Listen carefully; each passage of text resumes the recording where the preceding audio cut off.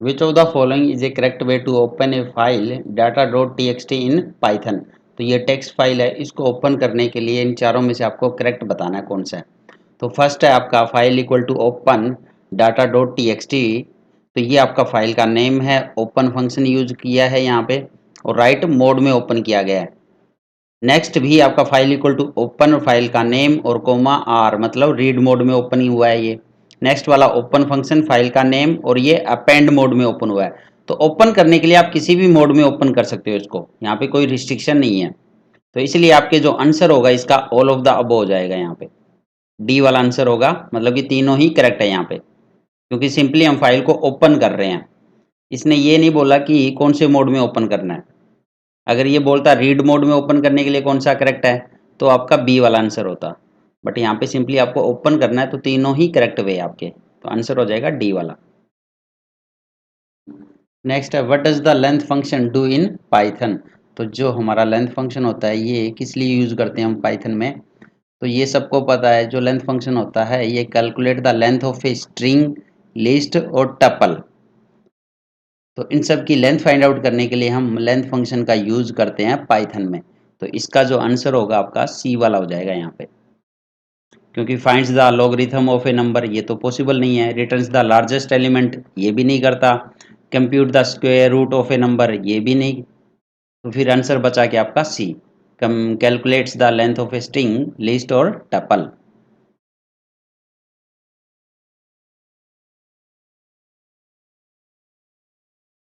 Next है what is the correct way to create a function in Python. तो a function को create करने के लिए कौन सा मेथड इनमें से सही है आपका। तो फर्स्ट कह रहा है फंक्शन माई फंक्शन। तो यहाँ पे फंक्शन नाम का कीवर्ड कुछ यूज किया है इसने, जो कि होता ही नहीं है पाइथन में, तो ये तो ऑप्शन ही नहीं है आपका। डिफाइन मतलब डेफ और माई फंक्शन ये फंक्शन का नेम है और डेफ कीवर्ड यूज किया है। तो ये वाला आपका करेक्ट वे है, क्योंकि फंक्शन को डिफाइन करने के लिए या क्रिएट करने के लिए हम डेफ कीवर्ड यूज करते हैं। आंसर हो जाएगा आपका बी वाला। अब सी वाला ये गलत है, डी वाला डिफाइन ये भी गलत है, तो आंसर आपका बचा यहाँ पे बी वाला, डेफ माई फंक्शन, और ये ब्रैकेट आती है हमारी और कोलन।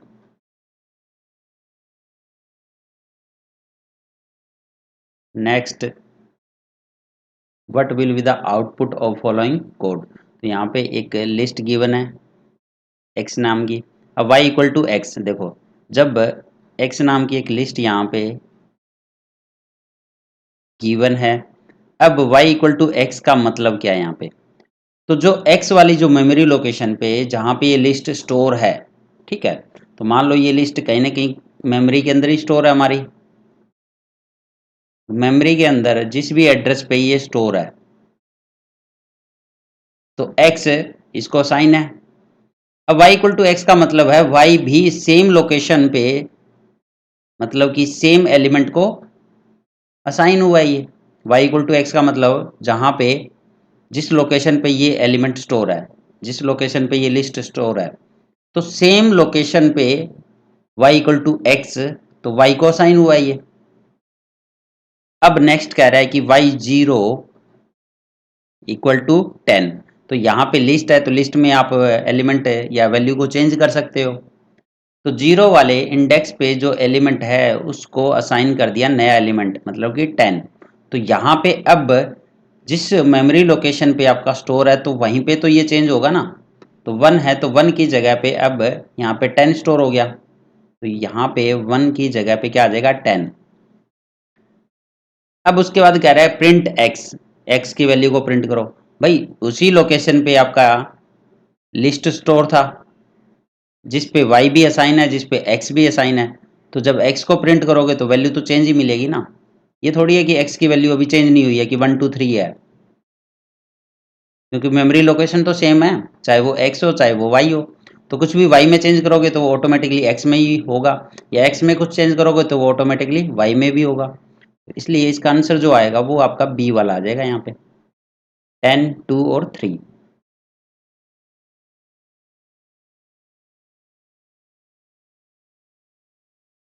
नेक्स्ट है how can you convert a string to all lower case letters in Python.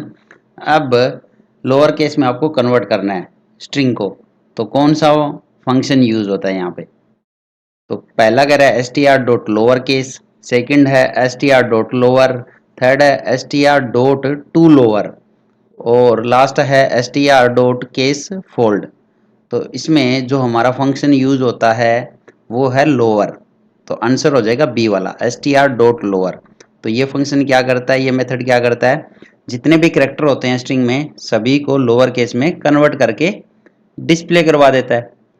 और अपर केस में कन्वर्ट करने के लिए डॉट अपर फंक्शन यूज होता है स्ट्रिंग में, एस टी आर डॉट अपर। तो इसका आंसर हो जाएगा बी वाला।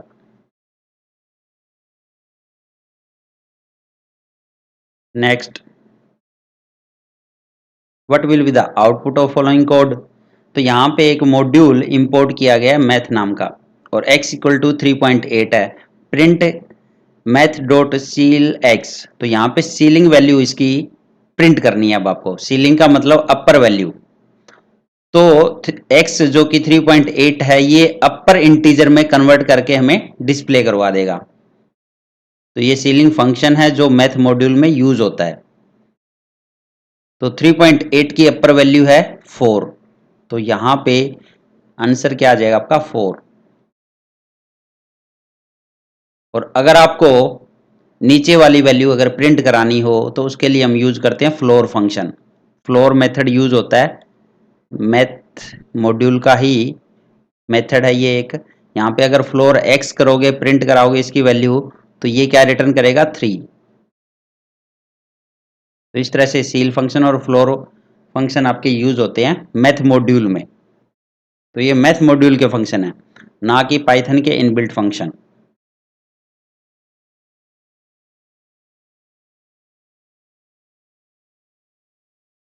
नेक्स्ट है what will be the output? तो यहाँ पे x एक लिस्ट गिवन है, प्रिंट x माइनस टू। तो अब आपको ये तो पता ही है जो इंडेक्सिंग हम यूज करते हैं लिस्ट में, एक नेगेटिव इंडेक्सिंग होती है, एक पॉजिटिव इंडेक्सिंग होती है।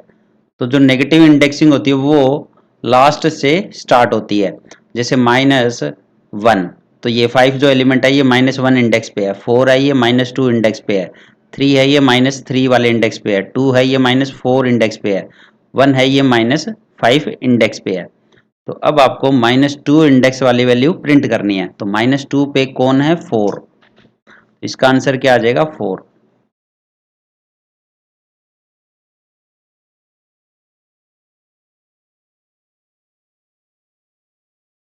Next, how do you create a tuple with a single element in Python?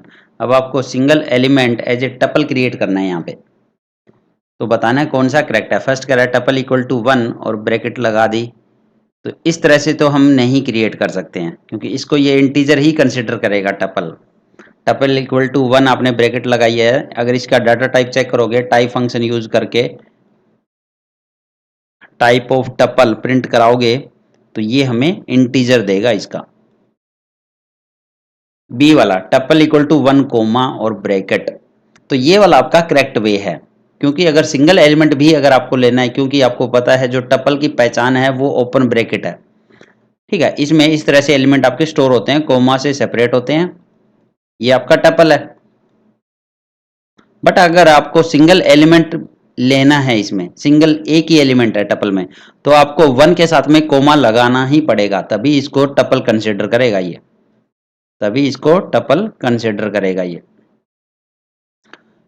तो इसका मतलब बी वाला करेक्ट है। अब सी वाला भी चेक करते हैं, टपल इक्वल टू 1 कोमा, तो ये भी आपका टपल में ही कंसिडर होता है, यहाँ पे ब्रैकेट भी नहीं लगाई है तो भी इसको टपल ही लेगा आपका। अगर आप इसका भी टाइप चेक करोगे टाइप फंक्शन से, टाइप ऑफ टपल का सी वाले का, सी वाले का पाइथन में, तो ये आपको आउटपुट जो देगा वो टपल ही देगा, इसका डाटा टाइप जो देगा वो टपल देगा इसका। तो ये आपका सी वाला भी करेक्ट है। तो इस तरह से भी हम सिंगल एलिमेंट को यहाँ पे क्रिएट कर सकते हैं, और बी वाला भी आपका सही है। तो आंसर आपका डी वाला, बोथ बी एंड सी, तो ये वाला आंसर हो जाएगा आपका, बी और सी बोथ आर करेक्ट।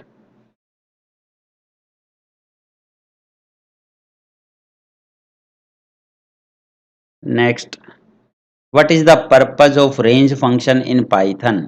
तो जो रेंज फंक्शन हम फॉर लूप में यूज करते हैं, उसका क्या पर्पज है। तो पहला कह रहा है to create a list with a specified range of number, second to iterate over elements of a list, C कह रहा है to generate a sequence of numbers, और डी कह रहा है to find the range of a list.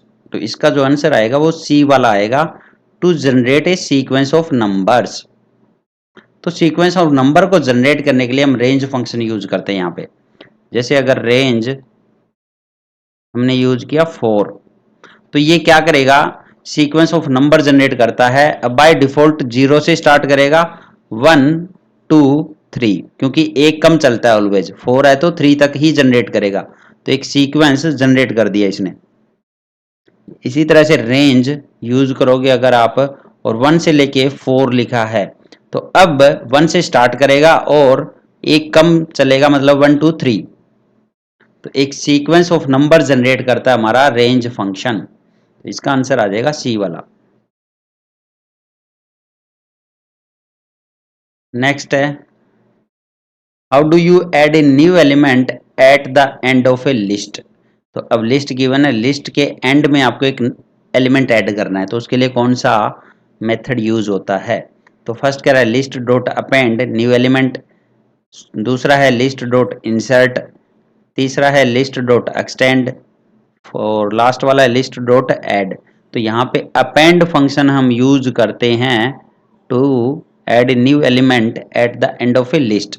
तो append जो method use होता है वो सिंगल एलिमेंट इंसर्ट करता है या ऐड करता है लिस्ट में, और जो एक्सटेंड फंक्शन है हमारा, एक्सटेंड मल्टीपल एलिमेंट अगर ऐड करने हो तो हम एक्सटेंड फंक्शन का यूज करते हैं यहाँ पे।